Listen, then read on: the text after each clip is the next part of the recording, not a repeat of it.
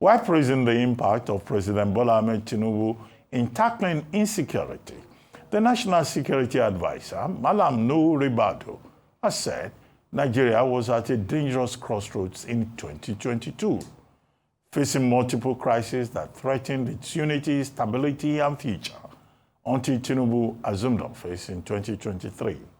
Speaking in Abuja at the 50th anniversary celebration of the Nigerian Defense Academy's 18th regular course, Ribadu described the situation of the country as dire, with security threats cutting across all regions of the country. In a lecture titled, Veterans are Significant National Assets, Ribadu also proposed a national veterans security initiative to leverage the expertise of retired officers in intelligence training and peace building. Joining us to discuss this proposal by the NSA on leveraging the expertise of retired veterans is Brigadier General Sani Usman, retired, former Army spokesperson.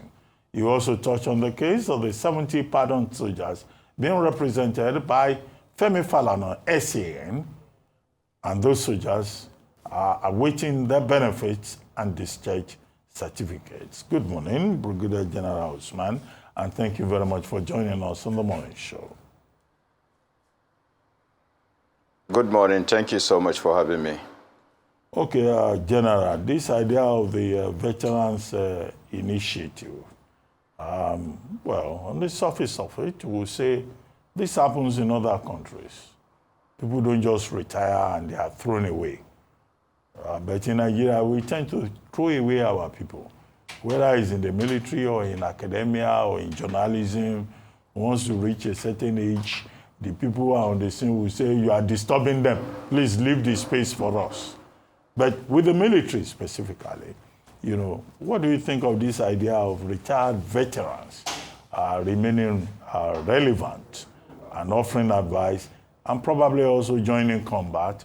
Although I see many of you retired generals, you people already have pop bellies. You may not even know what a gun looks like anymore. But, you know, maybe you should address the idea by the NSA, Nuhu Ribadu. Yeah, thank you. This is a timely initiative. However, it's predicated on the reason that one of the most staying power of the Nigerian state is human resources. And I dare say the military is one of the most experienced, one of the most trained. You know, so basically, it is very important that you harness those expertise and the experience and the knowledge for the development of the country, either within the service or even outside the service. So it's a welcome initiative. However, I would rather say the previous administration has similar directive. In fact, there should have been an established Veterans Affairs Department, even though it has been there at the services, defense headquarters, and the Ministry of Defense level. But it's supposed to be, you know, operationalized, translating the directive of the then president to the defense headquarters so that it will be fully. And it is based on the fact that the soldier, there is no amount of material or financial resources you can equate to his or her service, as the case may be. This is somebody who voluntarily elected, you know, to serve the country either on land, sea, or air. And of course, when you sign during the attestation and all the rest, you need to see the fine details, you know, the terms and conditions of service, as it were. Now, having successfully disengaged from the service, it is very important that the country harness that material. More so now we are in challenging times, but a good thing, most of the services have engaged you know, the services of these veterans, you know, but it's more or less like on ad hoc basis.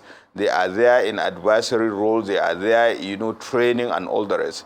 It is not, people should understand, it's not an issue of combat, so to speak, because we have able-bodied men and women that can carry out that. But I can tell you with benefit of hindsight, you tend to do things better and have a different perspective, you know, now that you are outside. so you can perfect the system. So it's a welcome development. However, it needs to be harmonized with the existing structures that we have, so that it will be integrated into one, because we are talking about an initiative when we have Veterans Affairs Department. And in any case, if you look, you are talking about international best practices. There are countries now that what they are doing, take for instance, Egypt as it were, even the veterans that are late, it is not just taking care of their immediate family, even their brothers and sisters they left behind. And of course, in UK, there is a hospital. It is not a hospital, so to speak. It's more or less like a home for those veterans who do not have family.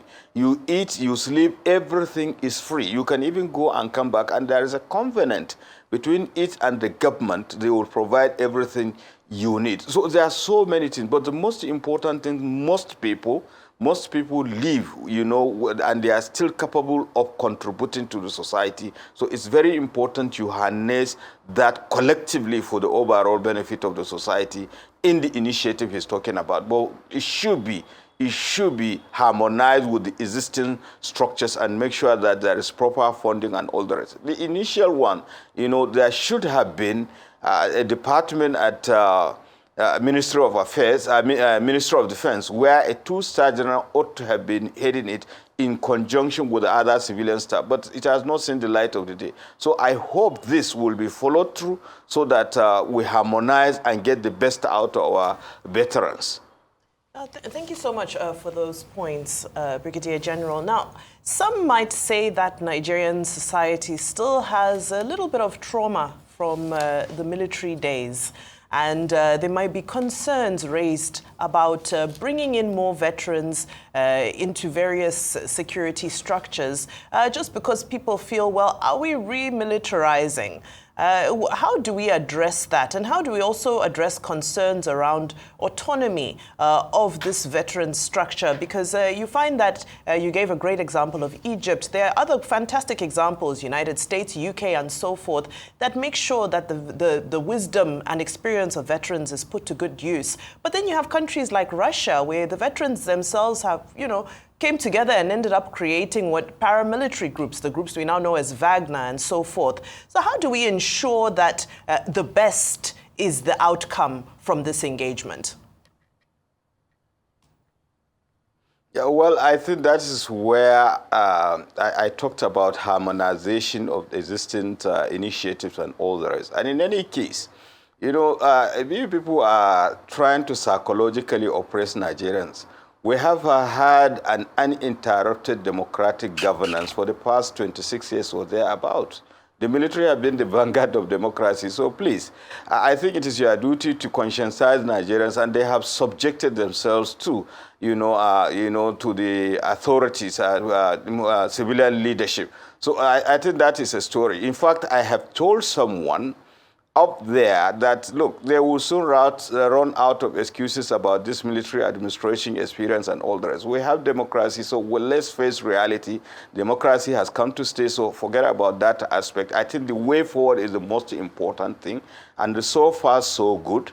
And Russia is not the best of example. I think the best example you could talk about, UK, US, and the rest of them, where they have democratic governance as it is, and the position the military has subjected themselves to democratic leadership. So basically, that is it. And in any case, there is nothing to fear there, because definitely the fine details will be worked out between the components of the Nigerian society. And I have made reference to the fact that right now, even the services have engaged the services of these veterans, not just the services, but the services of the armed forces, but even state government. Look at all the security, groups that were established. Talk about Motocom, Vigilante, and all the rest. The training and the leadership were provided by former military officers. And I know certain states, they invited some of these military experts, retired military officers. They came up with a blueprint, how they will scare their states.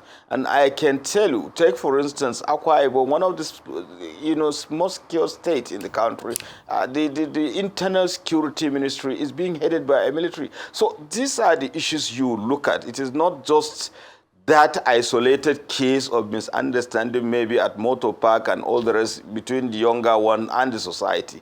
So, but in any case, the military itself is part and parcel of the society. And the teaching in academy and in depot is that wherever you started, you are going back there. So you are just, serving the state in a particular period of time and you are going back to the society. So you know it. You owe it as a point of duty to be a good and responsible citizen. So much as you enjoy privileges, there are also responsibilities. And in any case, even when you are in the service, you are subject to two laws, the military law and, of course, the governing law of the country, which, of course, is grand norm, is the constitution. So basically, these are the issues. Okay. So let's talk about welfare of military officers that might have been pushed out of service because of one circumstance or the other. The case of those 70 officers that Mr. Femi Falana, SCN, has been talking about for a while. What's your read on that matter?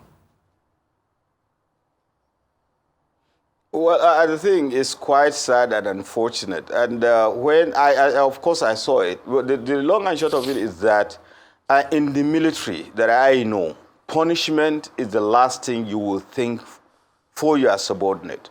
Your job and responsibility, right from the section commander. In fact, Section 2IC, which is, a kind of a section that has about 10 men, the leadership is that you have to bring everybody on board. Punishment is the last thing.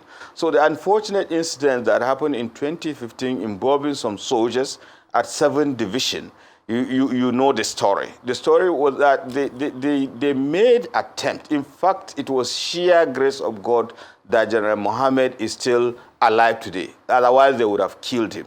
And of course, military discipline is key. Now, they were subjected to, trial, and of course, the court-martial found them guilty and sentenced them to death. But out of sheer magnanimity, when there was a change of leadership, the then Chief of Army Staff, I think, commuted the Army Council commuted it to life imprisonment. And of course, they appealed to the President Commander-in-Chief. Out of his wisdom, he decided to, grant them amnesty. Now, the issue, I know there are contentious issues they are talking about. One, the date of their disengagement from the service, which is 2014, is against 2016. Then the other issue, the term compulsorily discharged. Now, I want you to understand, in these circumstances, so long as you are leaving the military under disciplinary issues, definitely it has to be compulsory. If you want a voluntary discharge or voluntary retirement, you have to write. You have to write, and the Army Council or the authority will assent to the fact that, yes, you are voluntarily. Because in the case of the soldiers, you are supposed to serve 10 years with color, then it will be renewed. The contractual details are always there. So, but where there is a contravening of that, they have no choice. So none of them has even written that they want to voluntarily discharge. And there are special circumstances which does not involve such people. Take, for instance, those that are from the blue blood, from traditional, royalty, so to speak. When they have been appointed as the regent or emir of a particular community, definitely you write, and the army on special circumstances will grant that, of course, you are going out of the system. So these are legal issues that can easily be dealt with. But so long as you do not voluntarily write, definitely your discharge or your retirement is going to be compulsory, regardless of the circumstances. And of course, the issue, the other four that have won their appeal, every kobo that is due to them up to 2016 has been paid. But the effective date in that case was 2014. But I'm so happy he said he's going to have constructive engagement with the legal department, and I believe they will work out the details. But people should understand that it is not as if the army is being punitive. In fact, they have been magnanimous. And in any case, wherever you go, whether voluntarily or compulsorily retired, they will definitely ask of references or referees, so to speak. We have had instances like that. And the long and short of it, there are certain things papers don't talk about. Even if you voluntarily retired, they will still look for your record. And the thing is that this is the person that has done X, Y, Z. And we have seen several instances like that. Okay. General, two things. Now, what the National Security Advisor is talking about is about veterans initiative, people who have had military experience and who can be called upon to function. Do we have, in terms of the theory, a reserve army in Nigeria? Because that would depend also, because all this talk about voluntary, this and that, do we have a reserve army? Now, in some other, no, let me stay with that a bit. Now, if you are asked as a veteran to come and fight, will you also be willing? Do you think we have enough people in that veteran category who will be willing to come back, people who are already grandfathers, who have developed pot bellies, who do not even know how to fix ammunition, you know, do we have enough people who have escaped with their lives, who would like to come back to die for Nigeria after completing their careers? That's the moral and religious part of it. And then the other part is that in some other countries, like Ukraine, they ask for volunteers. Most of the people fighting Russia, they are not necessarily soldiers. They are volunteers. Do you think that if Nigeria, you know, even adds to it a volunteer initiative, you think there will be enough civilians who will come and say, let me go and fight for Nigeria? I don't know whether Rufai here will like to carry arms to defend Nigeria, as is the case with many other people. In my own case, no, I don't want to fight. I'm not volunteering to go and fight for anybody. But, you know, these are the issues.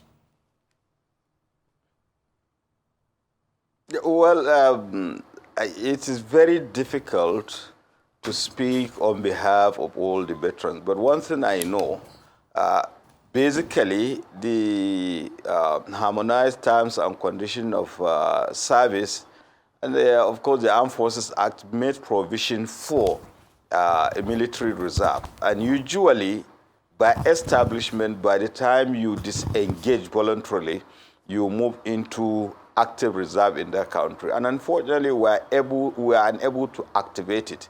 But of course, there are also paid SDAs that you cannot offer your services to any establishment other than the military, you know, until after certain years of service. Why? Because the experience and the knowledge you have gathered should not be used against, you know, the Nigerian state or the military everywhere. So basically, those provisions are there. So the issue of willingly to come back and serve, I have addressed that issue. It is not a question of going into carrying weapon, you know, going into combat and what have you. But there are people that, of course, they are very, very healthy, energetic enough to do that. But you may not necessarily take up arms. You will be in the background in advisory role. Of course, quite a number are doing. In fact, I am one of them, are doing that. And you go to the training schools, you see people. And instinctively, because of the training, even if you are out of service, you tend to give advice. You tend to encourage and support in any way you can. So basically, that is it. But I know for sure quite a number. And luckily enough, just yesterday, the army had the climax of its Nigerian army for the year 2025 in Kaduna here. And you will be impressed to see the massive turnout among, retired, military personnel, interfacing with each other. In fact, somebody was even saying jokingly that, look, instead of us having this thing annually, we should have it, twice a year so that we can be meeting each other. You can see the identification, the understanding among the military. So that will answer your questions, whether they will be willing or not. As for the other aspect, Nigerians volunteering, of course, your mindset has betrayed the fact that you will not be part of it. But I can tell you, you will see that you will have massive number of Nigerians whenever the needs arise for to come up. And a case, the testing is that all you have to do is look at whenever there is recruitment in the armed forces, particularly the Nigerian army. And I knew there was a time when I was director of Army Public Relations, we were looking for just 4,000. By the time we open the portal for application, within 24 hours, we have more than 200,000 willing Nigerians. Of course, the system has to weed it. By the time we had the second and third weeding, we still had to contend with over 100,000. So you can see that will answer your question that Nigerians, despite the poor orientation in respect of the duties and responsibilities of citizens and patriotism, they are still willing and able to, support and defend this country. So that will not be a problem at all. So in any case, why you have not seen that, we have not declared state of emergency. Ukraine, they are facing an existential threat, and even this morning, there was still attack on Kiev and all the rest. So everybody, and of course, even you cannot stay at the comfort of the studio when, bomb any moment from now will be, will land on your studio. So basically, you do whatever you can when you are faced with such threat. But Nigeria is not that, but we still have, interested Nigerian men and women to join the military and serve their country, in the armed forces of Nigeria. Thank you very much, General. We don't pray for war or chaos or catastrophe in Nigeria. We are very religious people. So all these our pastors and imams, they are praying. And as tough as it is in other parts of the world, our prayers are working. Let the prayers work for people like us who cannot carry arms and ammunition. Thank you very much for joining us.